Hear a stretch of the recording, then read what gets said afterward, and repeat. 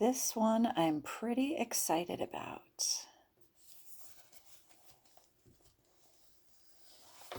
Oh, pieces are falling out everywhere.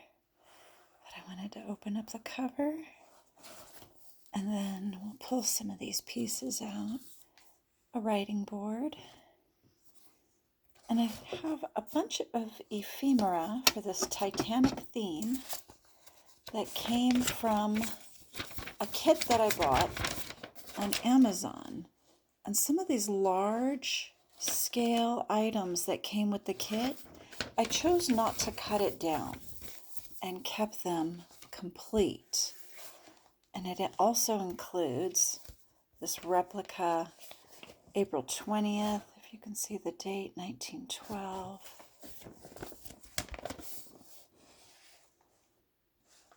Daily Graphic. So this is a replica of the paper that they had. Has a lot of information about the Titanic. So again, it was in such nice shape, this memoriam replica. So I kept all those pieces together. We'll set those aside, and as usual, I will pull out my decorated paper clip and we'll get right into it. So I had fun with this. I chose to age the outside and give it that kind of aging with the coloring that you can see towards the corners and the edging, but I chose not to give it any bracketing or a closure tie. If you could feel how heavy this one is, it's so dense. I just decided it was done. You'll also notice it has no, unlike a lot of mine, it has no lacing. That wasn't my aesthetic for this. This is 2 signatures that are stuffed full with a lot of the ephemera, and this is going to be a really long flip through because I'm going to take the time to really show the camera a lot of what I've included. This, you'll notice the date really threw me off because I was like, May 31st as a launch? Wait, what? Because of course it crashed April 16th, I want to say. So I was very confused by that. This was actually the launch ticket of the Titanic's hull. That's why I ended up including that little piece of ephemera. And then the last thing I would show you of note that I made a point of, this first folio, you'll notice is trimmed, all the pages, and it's very neat. It's orderly for the most part. It's in color. This represents to me kind of the Act 1 of the Titanic. And it has a lot of things at the beginning of this journey that came from the ephemera, such as the official Southampton, what is that? The Southampton launch date, and other items that came from the beginning. You'll notice that I also included some, I think, kind of symbolic material in here. Really, really, really love the way some of these came together with this junk journaling and old papers. Some of the papers that are inside the binding are actually folded items that, if I could show you the other half, on the other side of the folio, it would be, oh gosh, well, I guess it doesn't matter, but you get the point. It's tucked in and sewn into the binder.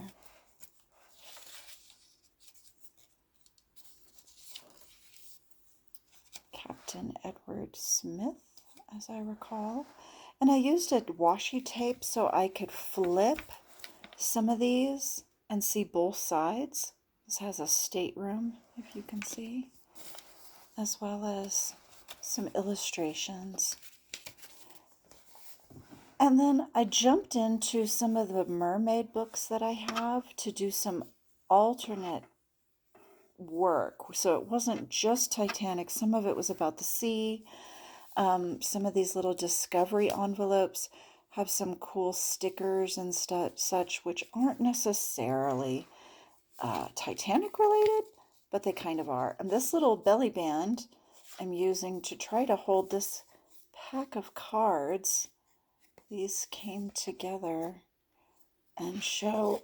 I considered breaking these apart and just tacking them down in places or using them as ephemera, but I decided I just liked them so much as a little grouping that why mess with it? So I tucked them into this pocket and created this little band to try to hold it all in place there.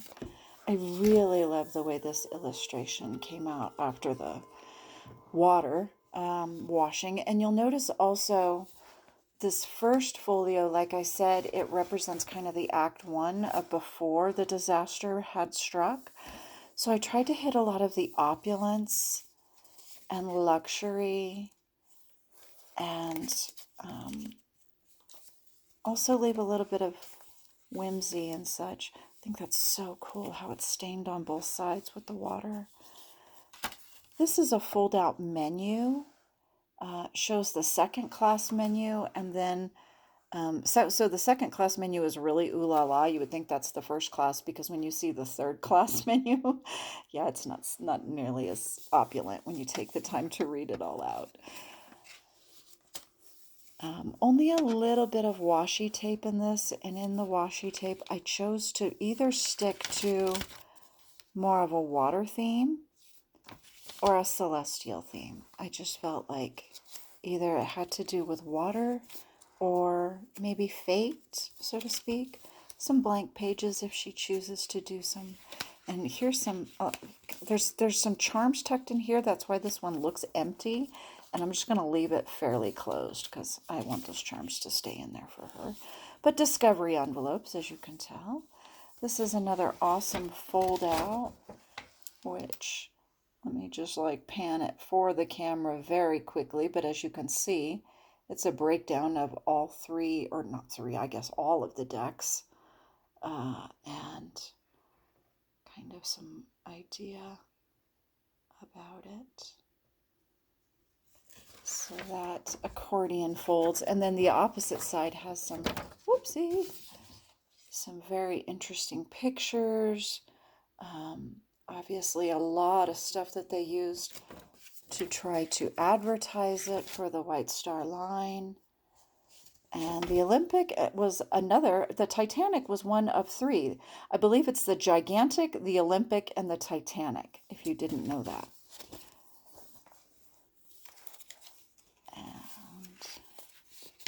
Music paper, because an homage to the band, and we'll see another homage to them later. Some pages that are blank if she'd like to. This was actually typed on an actual typewriter. It was recycled from a rehearsal prop where they were using a typewriter on stage. So that's why it's gibberish. He was just typing to type fast for his character, and using the carriage return a couple times. But that's kind of interesting to look at. I don't know. It's just very old. Oh, I had fun with this too. Now, this is a fold out that's really, you'd have to take the whole thing apart, and I'm not gonna. But it shows you some of the buildings, and as you might guess, this is the Titanic being stacked to show you how big it is compared to the Woolworth building and the Metropolitan Tower, those kind of things. And had fun kind of pinning those in. That was different. Only so much ephemera went into this one. And most of it, this is a really lovely letter from a pastor when you read the whole thing. That was written while he was on board. Again, everything was fine at this point in everyone's journey. Oh, here's the other side of that. You know, the opulence I was talking about. There's the other side of that, page. And then here we have a little fold out. Shows the gymnasium, sideways look at the gymnasium. Those are people standing on top of gigantic things inside the boiler. This was my fanciful little jewel of the sea, isn't that, or heart of the sea, or whatever the heck it's called, moment. But right here at the end of the first folio, you'll notice we have struck iceberg, sinking fast. Come to our assistance on their position with the distress call that went out. And so with that, that concludes kind of the first folio where society is being organized and things. But then we get to the second folio and where the color of the world started.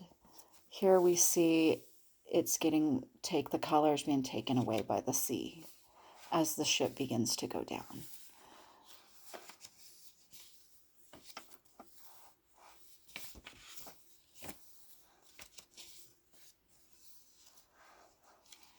And I used more underwater creatures in the second half.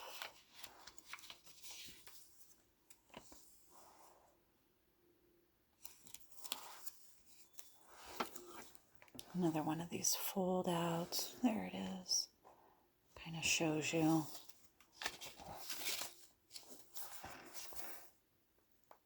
See the size of the workers next to those gigantic propellers. Again, the washi tape, you'll notice, really started leaning on the celestial theme in the second half. The idea that they are lying under the stars now, their grave is beneath the stars and the water, and that maybe it was all fate, even the children, maybe it was somehow fate that took them.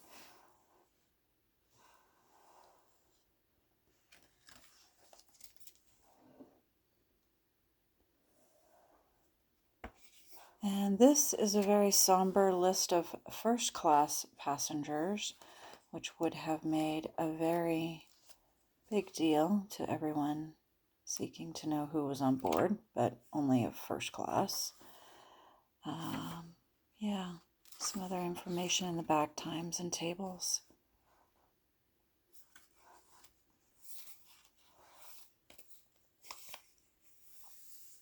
I had the image of these letters just kind of floating on the water, never having been sent. A little bit of ephemera is tucked into some of these envelopes. I'll show you this one for sure. This here is, it's this gentleman right here. And looks like Percy Ball. I'm not sure what this is, though. If it was a ticket, it just kind of gives me information about him, that his British nationality and such. And here's another one of those fold-outs that I thought was just kind of too good to cut. So I'll just tuck that back in. So we left some of these things. And of course, as I mentioned before, this is the end where the folio isn't cut to size. Whereas everything was so beautiful and prim and proper, here things are frayed and coming apart and no longer beautiful society. This is one of the pages that came with the ephemera kit. Just so evocative for the band who was known for playing until it went down. And you'll notice a lot less color. The colors are muted or they're just black and white. Another discovery envelope. Some of her discovery envelopes have some fun things in them too. I didn't want it to be too somber. But both she and I have a long fascination with the Titanic. And so that's why I chose this theme for her junk journal.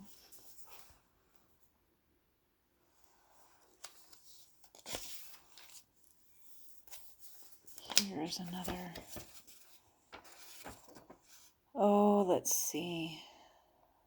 It's talking about their sincere regret to the relatives of the crew and the other, and blah, blah, blah, blah, blah. It's a condolences letter, in other words.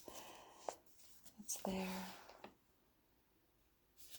I just love the way some of these came together. I'm really happy with the way they just kind of look like lost. And then here's that image of the girls that from the other page when it water died, it picked up on a second page, which I thought was kind of spooky.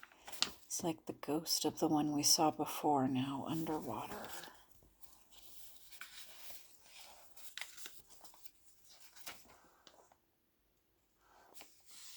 The plans, of course, kind of speak for themselves. And another big discovery envelope. Again, some stuff in here is meant to be more colorful and fun.